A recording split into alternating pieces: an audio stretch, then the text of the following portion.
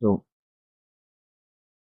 we are the voices they tried to break. A sanctuary for parents navigating the child welfare system. No parent fights alone. The story matters. It helps support our mission. 100 plus families help 15 states reach 500 plus weekly visitors.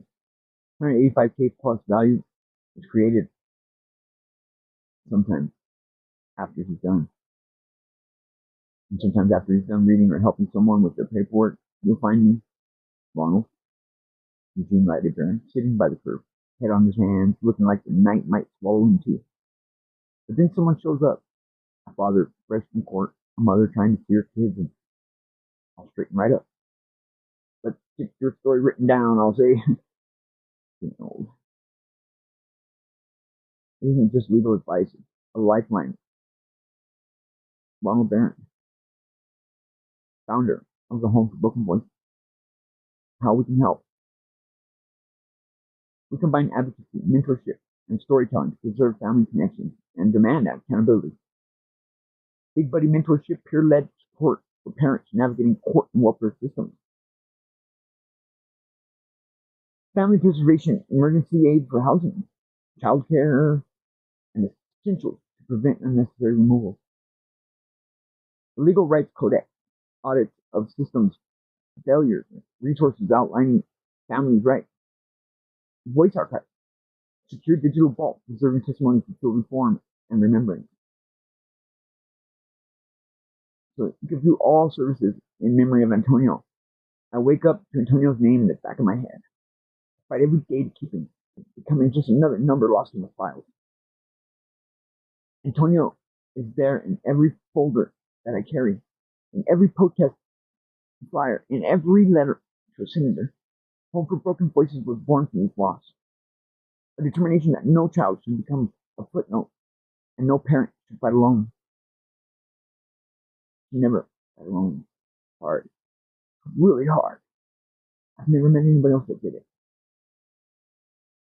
I would like to. Read our full story, the Outlaw Gospel, my ongoing manuscript, the Gospel of the Unanswered, the testament to love lost in defiance against silence. Read my excerpt. Join the movement. Every voice matters. Every story counts. And together we can reform the system that has failed our families and honor those who lost. Share your story and donate now.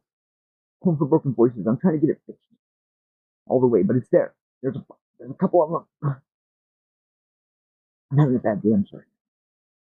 A sanctuary for parents navigating child welfare. Founded by Ronald Barron in memory of his son Antonio. I combine advocacy, mentorship, and storytelling to preserve family connections to demand accountability. I have quick links about us, our services, community archive, legislation reform. Get involved, donate, contact us. Outlaw Gospel.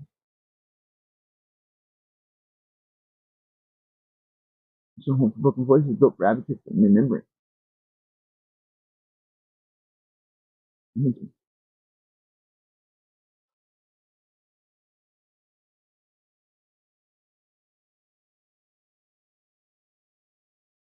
500 plus weekly visitors. This is not a quick fix. This is a long-term transformation of how we approach child welfare.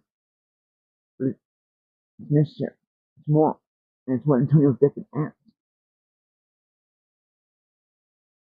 I can't tell you everything about the federal case. The restraining order prevents it. I can tell you this. When you speak too loudly, when you tell the truth too publicly, when you refuse to be silent, the system finds ways to silence you. The charges came after I had been speaking for years, after I had documented the failures of CYP, after I had built a movement, after I had started paying attention. The charges were not about what I had done. They were about what I had said. I have fought these. I fought this. I fought it. I demanded it be fixed. I refuse to accept these narratives. The federal system is different from the state. It's more powerful. It's more willing to use its power to silence dissent. What I can say is this. Federal case is part of the system's strategy to silence me. It is designed to distract me, to drain my resources, to make me regret speaking. It is designed to send a message to other incarcerated fathers. Speak and you will be punished. But I will not be silent. I will not accept the system's narrative, and I will continue to speak, to testify, to fight. And I will use this case as evidence of what the system does to those who resist. The federal case is also a window to the broader criminalization of dissent. When you challenge power, when you expose corruption, when you refuse to accept injustice, the system finds ways to punish you. This is not justice. This is retaliation. I am fighting this case not just for myself, but for every single person who has ever been silenced by the system, who has been punished for speaking truth, who has been labeled outlaw for refusing to accept the system's lies. It's a continuing fight.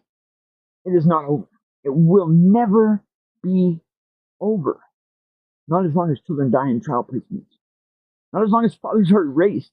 Not as long as poverty is criminalized. My Big Buddy Family Preservation Act has not been passed. It remains a proposal, a blueprint for a vision that I've had. But it is gaining attention. It is gaining support. And fatherhood groups, nonprofits, advocates are beginning to see the power of this proposal. And the Father's Flame movement is growing.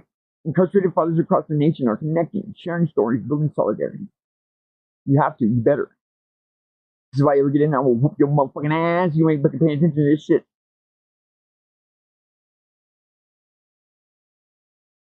They're demanding at the same system change, I hope. They're refusing to accept erasure. Please do. My digital monument to Antonio is being built. Stories are being built. The archive is growing. Every story added in active resistance. Every name preserved is a refusal to let the system erase. Don't be erased. Listen to this. This is not a plea. This is not poetry for its own sake. This is evidence. This is indictment. This is the full truth spoken once, spoken plain, spoken loud enough that no clerk, no judge, no caseworker, no legislator can ever again say they did not hear the name Antonio Jacob Gurul. I never held my son. He was born while I was incarcerated.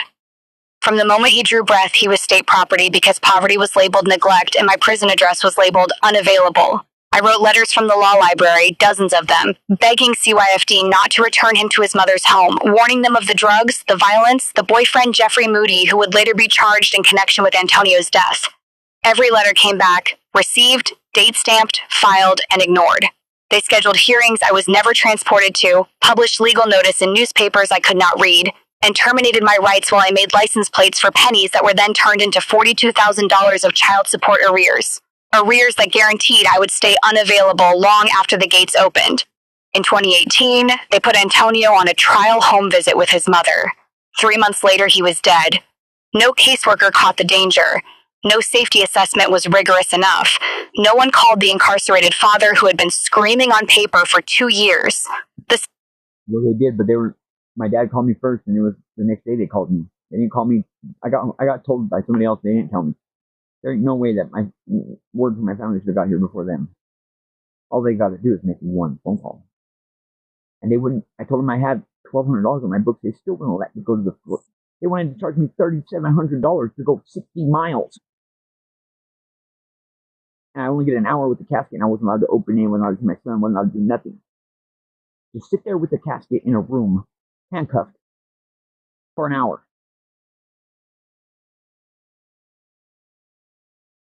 I already did that when he was alive.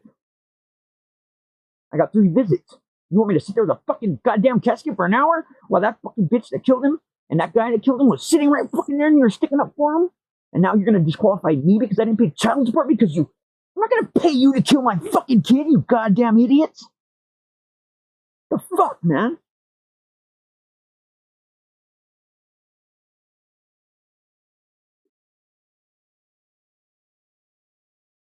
You have no idea what you fucking done.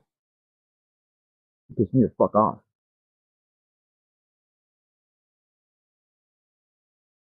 And the whole state's going to pay for it.